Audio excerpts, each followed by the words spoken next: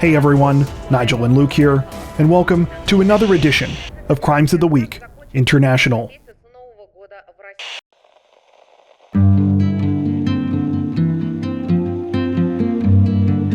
Authorities in the Spanish city of Barcelona say that a 25-year-old Canadian tourist is dead this week after he was allegedly the victim of a violent mugging that resulted in a fatal fall from a local highway overpass. The incident took place on the morning of March 15th, when the 25-year-old victim, who has not been identified by name at the time of this recording, was with a couple of friends in the city's Sant Martí district. They were in Barcelona to do some sightseeing before watching a soccer game this weekend. The tourists were outside of a McDonald's restaurant near a highway exit around 6 a.m. when they were approached by a group of 5 young locals. The group allegedly proceeded to attack the tourists in an apparent bid to try and steal their valuables. While little is known about exactly what happened next, police say that at some point during the altercation, the 25-year-old Canadian victim fell from the bridge that they were on onto the highway below. Authorities are currently investigating whether he was thrown by the group of suspects or whether he jumped in a misguided attempt to escape and simply underestimated the drop. In either case, he reportedly fell 20 feet, sustaining serious head injuries when he hit the ground. Police were alerted to what had happened by a truck driver who was passing through the area at the time and apparently observed some of what had happened. The 25-year-old man was rushed to the hospital, and though it was initially believed that he would pull through, sadly, he succumbed to his injuries several hours later. At the time of this recording, Spanish authorities say that they are investigating the incident and are currently trying to track down the 5 suspects involved in the alleged mugging. The situation is still developing.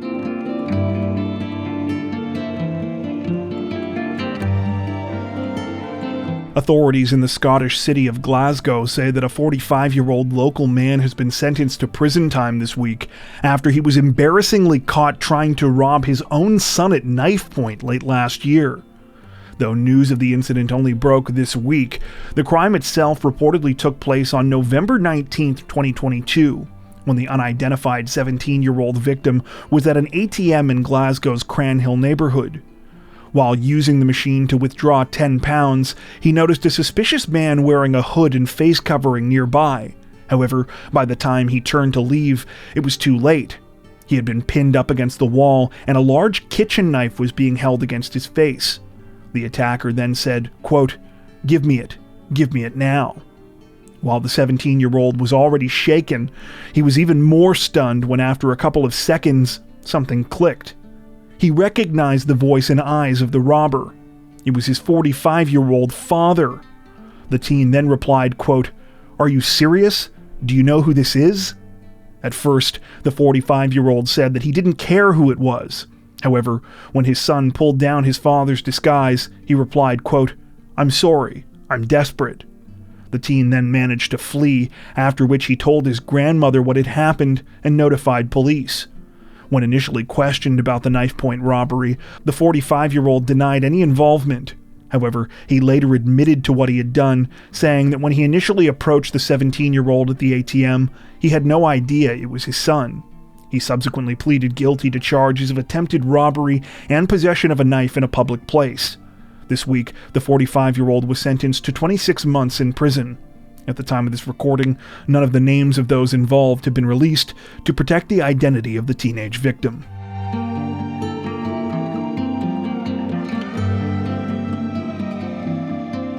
Representatives from the Hong Kong police force say that they are searching for a suspect this week after a 63-year-old victim was brutally beaten to death in her apartment during a terrifying daytime burglary. Police were alerted to the incident at around 7:30 p.m. on March 14th, when the boyfriend of the unidentified 63-year-old victim discovered her unresponsive inside her home in Hong Kong's Kwai Tsing district. She had sustained horrifying head injuries that appeared to have been inflicted by a crowbar that had been left at the scene. She was sadly pronounced dead a short time later. The apartment itself had also been ransacked. A safe containing cash and gold had been dragged into the living room, and while the culprit had failed to break inside, they had managed to get away with jewelry worth the equivalent of about $13,000 US. Thanks to surveillance footage and statements given by the victim's boyfriend, police were able to narrow down the window of when the crime took place. The man told them that he had lunch with the 65-year-old that day, after which she had gone shopping and he had gone to work. She had returned home between 2 and 3 p.m., after which the boyfriend had become concerned because he was no longer able to get in contact with her. Authorities now believe that when the woman returned to her apartment, she encountered the suspect who was in the middle of burglarizing her. She had been murdered in a bid to cover up the crime. Right now, few additional details have been released about the incident, though investigators have suggested that they believe they know who is responsible.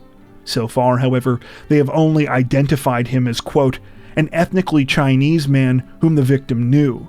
It's still unclear how the suspect was able to enter the victim's building, though police have speculated that he was somehow able to obtain a key to her apartment. At the time of this recording, the investigation, as well as the search for the suspect, remains ongoing.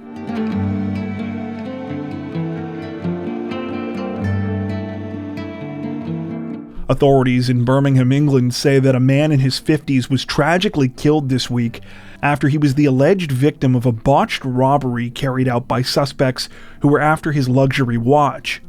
According to reports, the terrifying incident took place in broad daylight on March 15th in the city's Shard End neighborhood. The victim, identified as Darren Smith, was on Heath Way when he was allegedly attacked outside of a shop with a hammer. Police were called to the scene at around 2:50 p.m., though sadly, Darren died due to the serious head injuries he had sustained.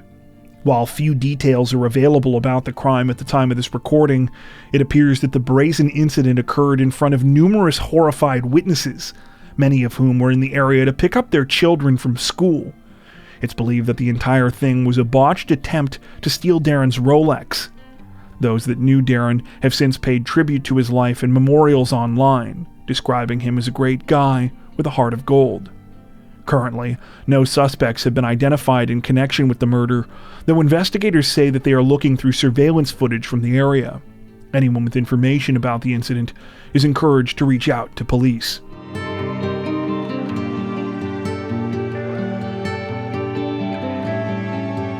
Representatives from the Royal Thai Police say that an attempt to get one of their own officers psychiatric help ended in tragedy this week when he was killed following a more than day-long dangerous standoff at his property. According to reports, the incident began on the morning of March 14th when an ambulance was dispatched to the home of 51-year-old Police Lieutenant Colonel Kitakarn Sangboon. Kitakarn was an inspector with the special branch of the Royal Thai Police and had been absent from work for several days due to an undisclosed mental health crisis. Fearing that his condition was not improving, one of his colleagues had arranged for an ambulance to come and pick him up so that he could be taken in for treatment.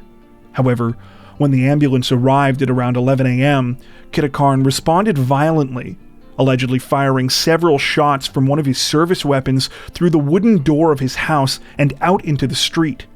Thankfully, no one was hit, but the shooting prompted a larger police response that led to a prolonged standoff. For nearly the next 27 hours, colleagues and members of the SWAT team reportedly did everything they could to try and convince Kitakarn to lay down his weapons and come outside.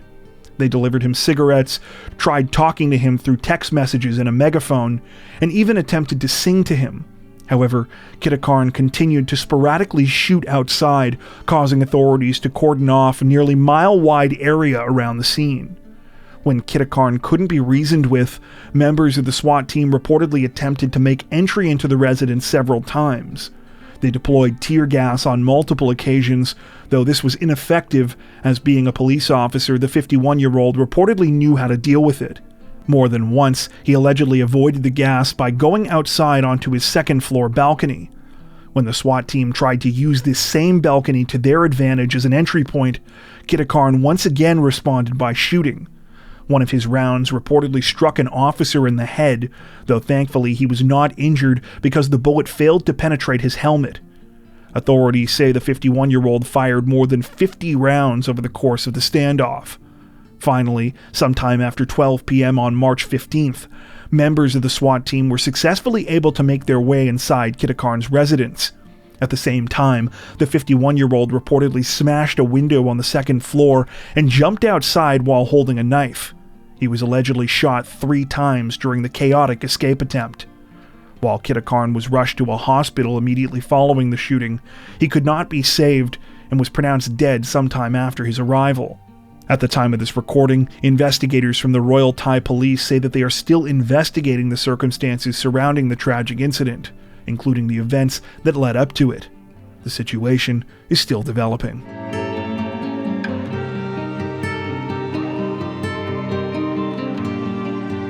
Authorities in the Indonesian province of North Sumatra say that a 30-year-old alleged thief found himself quite literally trapped between a rock and a hard place last week after he attempted to rob a house and got stuck mid-burglary. The incident took place in the early morning hours of March 9th, when the suspect, identified only by the initials B.I., allegedly broke into 2 houses in the town of Labuhan, Ruku. The first burglary apparently went off as planned. Police say B.I. was able to get inside through the home's roof, after which he made off with a number of valuables.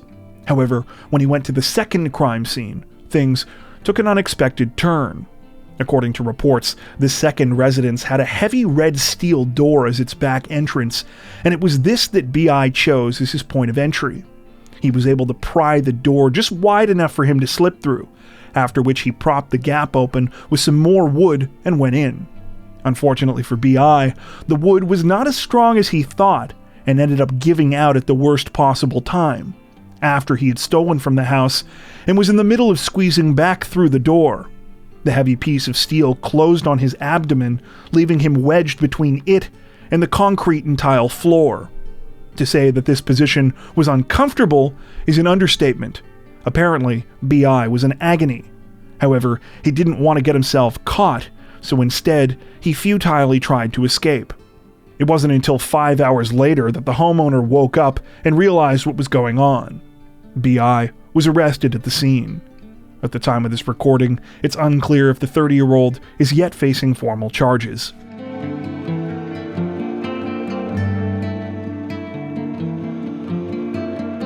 Authorities in the Australian state of New South Wales say that 6 people have been arrested and are facing numerous charges this week after a 26-year-old man was ripped from his bed and kidnapped before being held captive for nearly a week under truly nightmarish circumstances.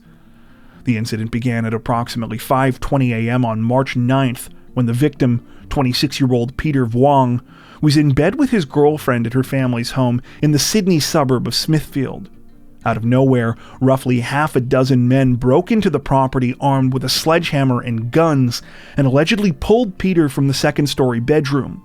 He was dragged down the stairs by his attackers, thrown over a gate, and then forced into a waiting vehicle, which quickly drove away from the scene. Shortly after the terrifying kidnapping, Peter's girlfriend, who is said to be a social media influencer, as well as her cryptocurrency investor relative who Peter was friends with, allegedly began to receive chilling text messages.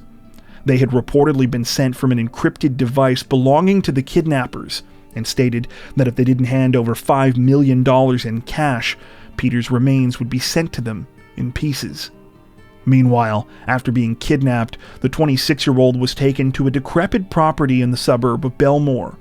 It was here, for the next 6 days, that he would be subjected to truly horrifying treatment, including having his face covered for hours at a time, being repeatedly attacked, and having his teeth forcibly removed. At more than one point, police say that the kidnappers put a gun in Peter's mouth and filmed him pleading for help. Finally, on March 14th, police reportedly uncovered the location where the 26-year-old victim was being held.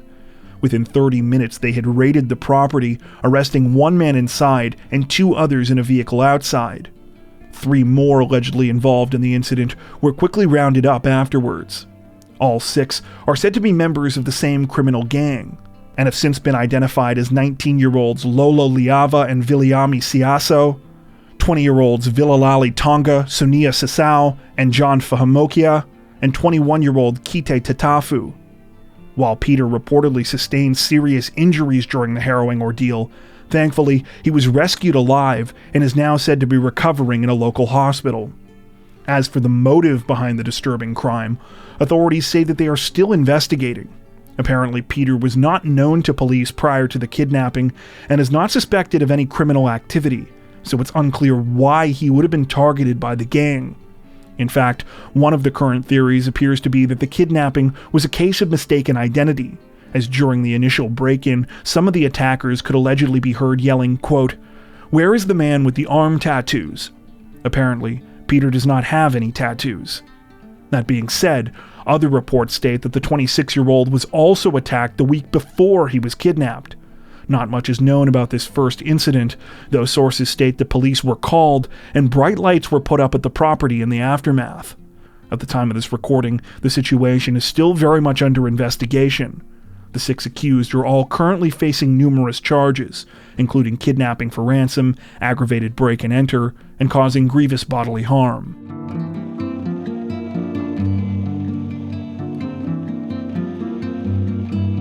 Authorities in the German city of Hamburg say that more than half a dozen people are dead this week and several others are wounded after a 35-year-old man opened fire on members of a local religious community that he was once allegedly a part of. The incident began just after 9 p.m. on March 9th, when police received 911 calls about an active shooting in progress at the Jehovah's Witness Kingdom Hall in the city's Großborstel area.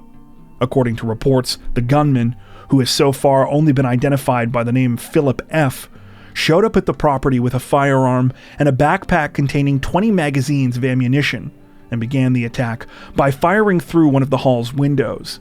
He then proceeded inside, continuing to target the roughly 50 people who had gathered for worship that night.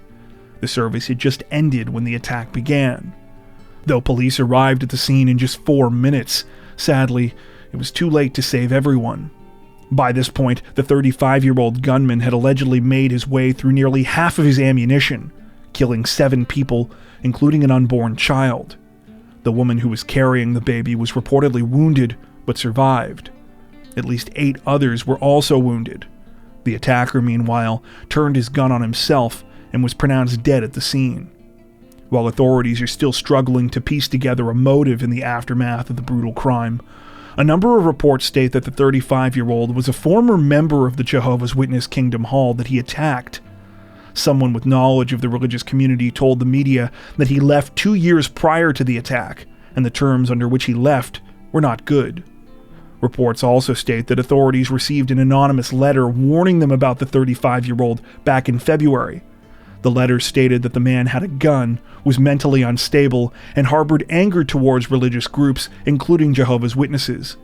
Police reportedly visited the 35-year-old and questioned him at the time, though he allegedly had a proper license to possess his weapon, and authorities lacked sufficient grounds to confiscate it. At the time of this recording, several of those wounded in the attack are still in the hospital, and officials say that the death toll may still rise. The situation is still developing. Before we wrap up, we'd like to take a minute to thank our amazing supporters over on Patreon. As many of you are aware, our situation on YouTube always seems to be a bit uncertain, but our patrons help to ensure that we can continue to make content like this long term without having to worry as much about what surprises might be thrown our way. Plus, patrons also get access to 4 additional stories per week for each of our Crimes of the Week and Crimes of the Week International videos. If you'd like to help support the channel directly, head over to patreon.com/crimezone to join. You can also find that link in the description below. As always, thank you so much for watching, and take care.